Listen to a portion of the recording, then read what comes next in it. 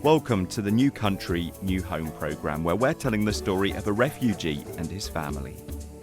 When Ahmed began his journey as a refugee, he had no idea what would happen in the future. Now, he's beginning life in a new home in Europe. Is it possible that this story about Ahmed and his family sounds like it might be part of your refugee story?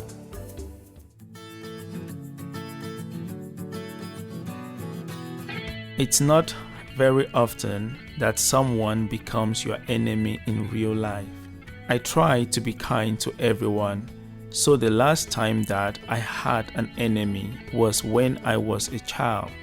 But that is no longer the case as of 2 days ago. A man named Ibrahim came to visit my home.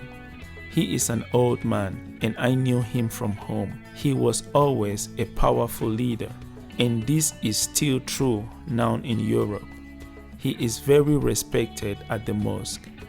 If he says something, people listen. Over lunch, we talked about all sorts of things, like our life before we left Syria and our lives now. He was very angry that many refugees are leaving their traditional beliefs and finding new ideas. Ibrahim said that he would like to force them to stop doing so. He told me that his own son had been talking about new ideas, so Ibrahim told 3 of his friends to beat him. I was afraid. What if I had not stayed true to my traditional beliefs? If Ibrahim would harm his own son in this way, what will he do to me? Oh, my family. Sadiq and Rama asked to be excused from the table to play, and I allowed them. I wish that I could leave the conversation to play as well. I did not enjoy our boring talk very much, and Ibrahim seemed so full of anger. While we were talking, Sadiq came to me with something behind his back. He had a nervous smile. "What do you have there?" I asked. He told me that he had found a book in my room and wanted to read it. My heart dropped. Was it the special book that Aziz had given to me? Ibrahim would not approve of it. Sadiq pulled the book out from behind his back, and indeed it was the one object in the whole house that Ibrahim wouldn't approve of it. The book.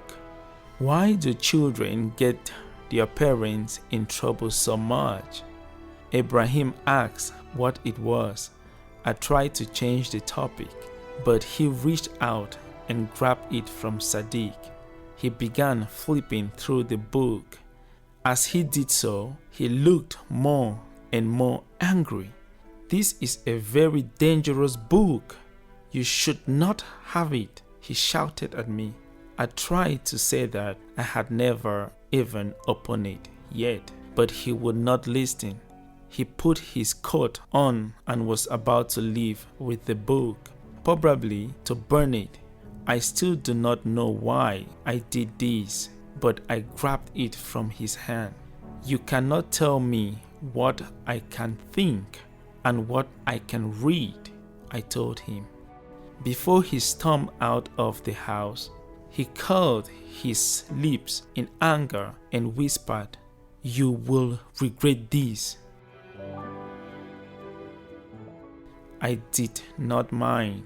People like him are not worth pleasing. They try to control others. I am free to do as I wish.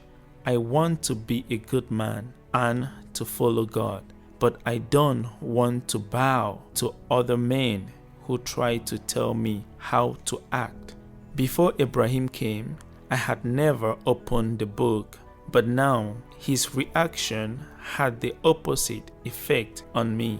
I cannot wait to read this mysterious book.